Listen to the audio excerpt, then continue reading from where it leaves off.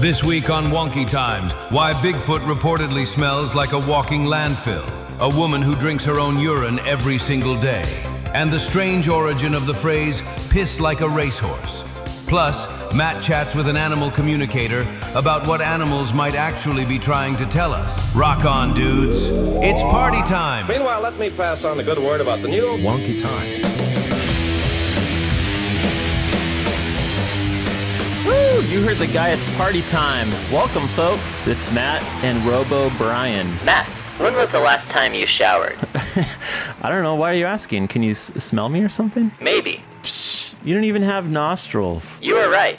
I am just trying to create a segue to our first topic. Bigfoot stinks. Hey, that was pretty good, Brian. And yeah, from what we've heard, the tall, hairy species stinks.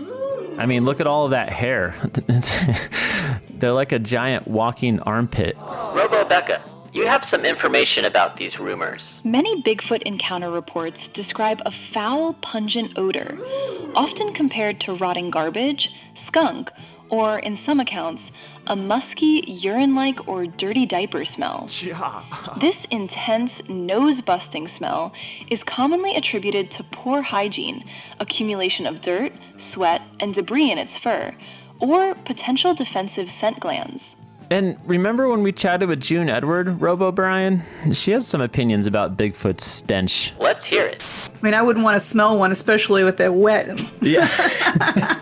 Although they supposedly stink, and that's the other thing my friend was saying. He goes, you know when they're coming around. He goes, because they stink. He goes, right. He goes, it smells like rotten meat. He goes, it doesn't smell like a skunk or anything. He says, it smells like rotten meat. And I'm like, oh, that's lovely. Okay, moving on, Brian. You know, I've got a story here that, it's about a lady who lives in Coronda, Queensland.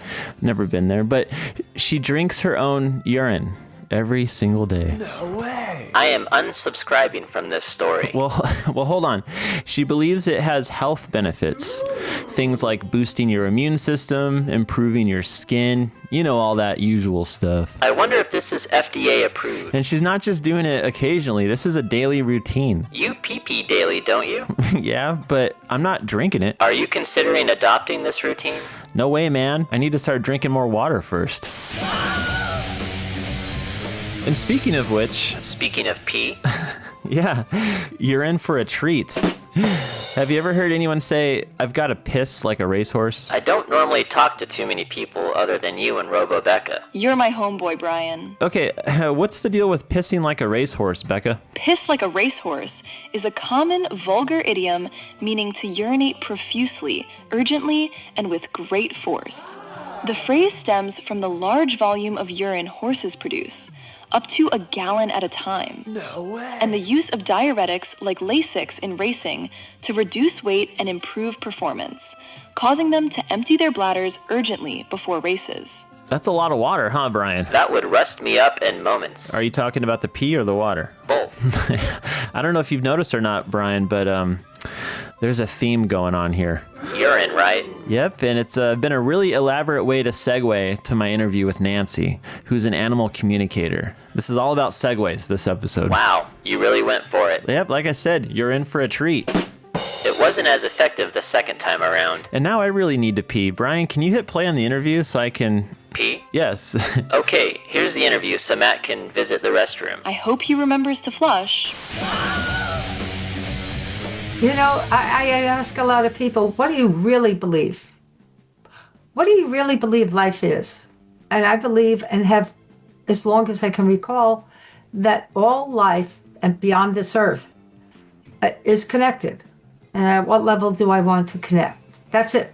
Speaking of which, when did you realize you could communicate with animals? For me, I like taking my time doing things like that because it matters. Mm-hmm. So one of the stories, the deceased or over the rainbow, I was at a woman's home.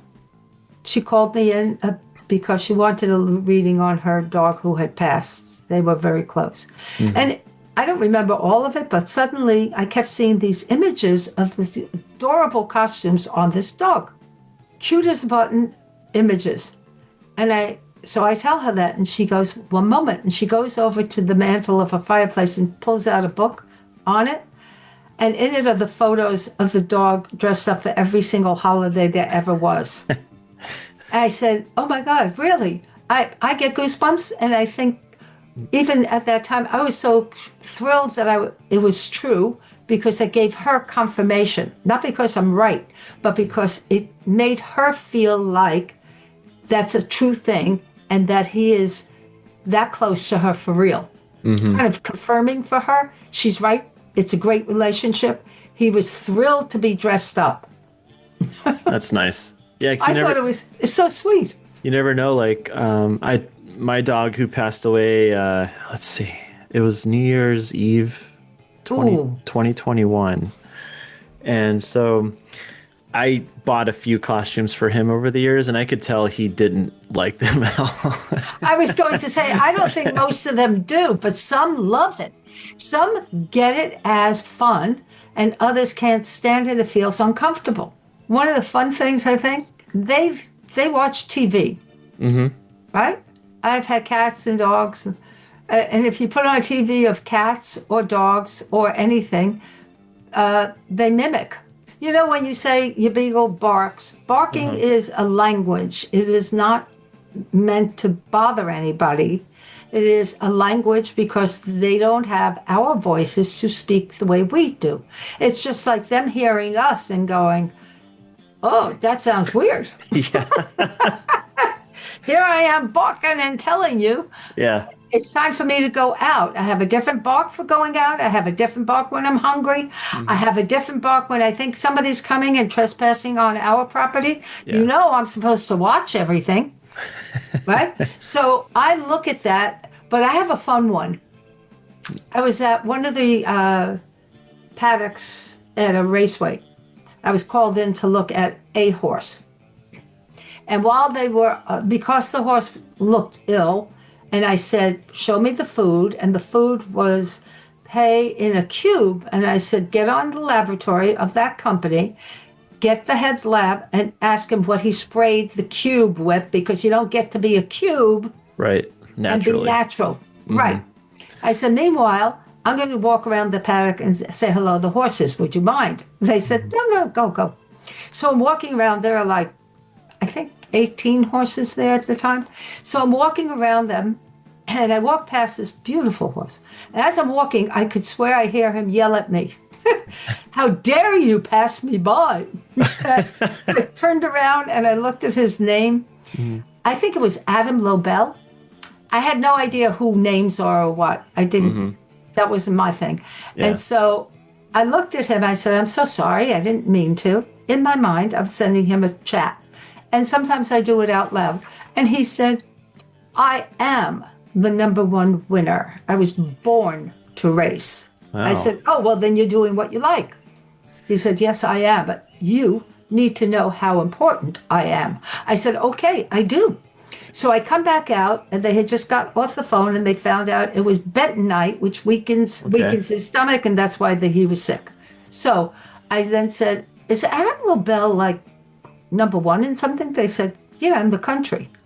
Oh, wow. I said, oh, I'm sorry. I apologize to him, though. Did you go back and get his autograph? For me. Yeah. Wow. Yeah. But that was interesting because each one gives you some kind of proof that something is going on in communicating, where it's not whether they know how to communicate. It's whether we know how to listen.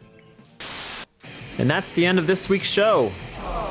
Thanks for getting wonky with us. So yeah, like always, let us know if you see anything weird out there. If you do, email us at getwonky@wonkytimes.com. Or send us a message on Instagram at wonkytimes. Or call us at 615-669-8240 and leave us a voicemail. We're not going to answer it, but there's a very good chance that we'll play your message on the show, so pretty cool. Give us a ring-a-ling. Adios!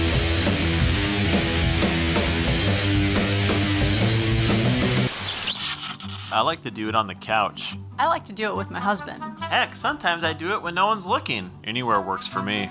Introducing the Wonky Times Hotline. It's so much fun. You can do it anywhere. No way. Yes, anywhere. Your couch, your car, your backyard.